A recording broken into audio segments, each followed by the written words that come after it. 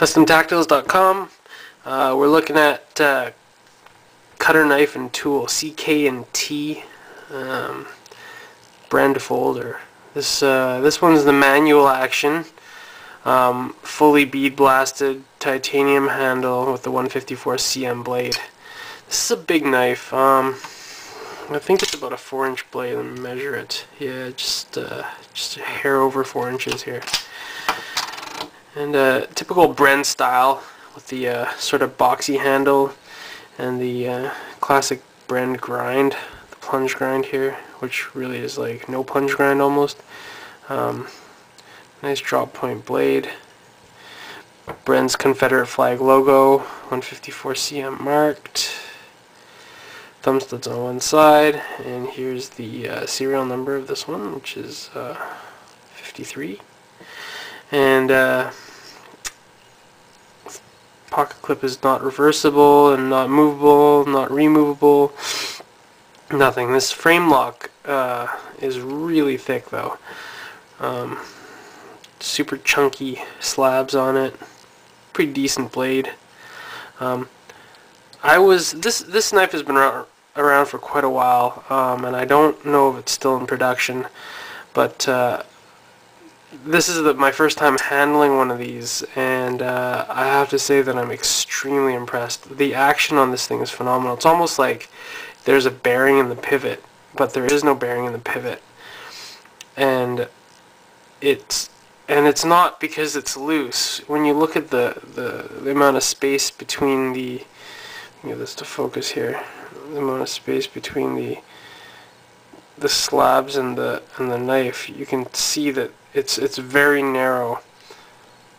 The washers are extremely thin on this knife, which is a sign of good machining and good manufacturing.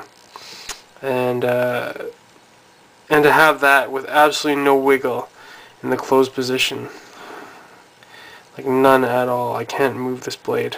I can't even make it touch the edge if I push it.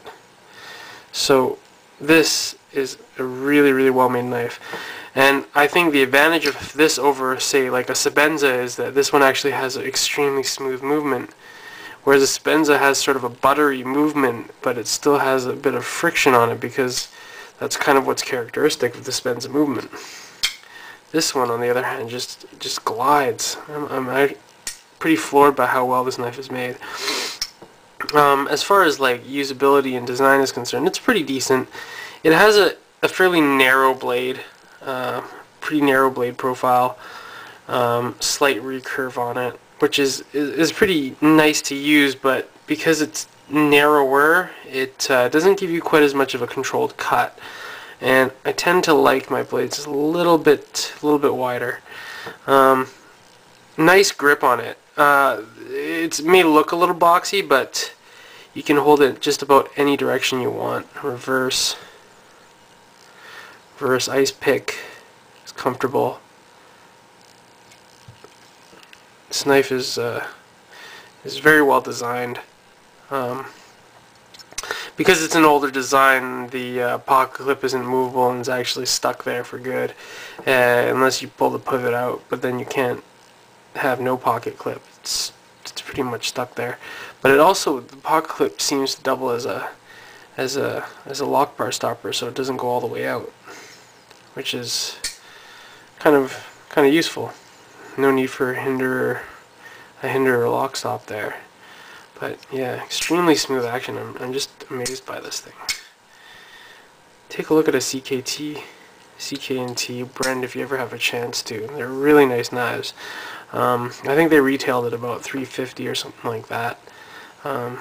Not too often do they come up on the secondary market, but if you can get a chance to, and you're a collector and you like this kind of thing, definitely a nice knife to take a look at. The lock on this one barely engages, so it's got a little bit to work in, but it does mean that it's got a lot of life left in it. So hope you enjoy the review.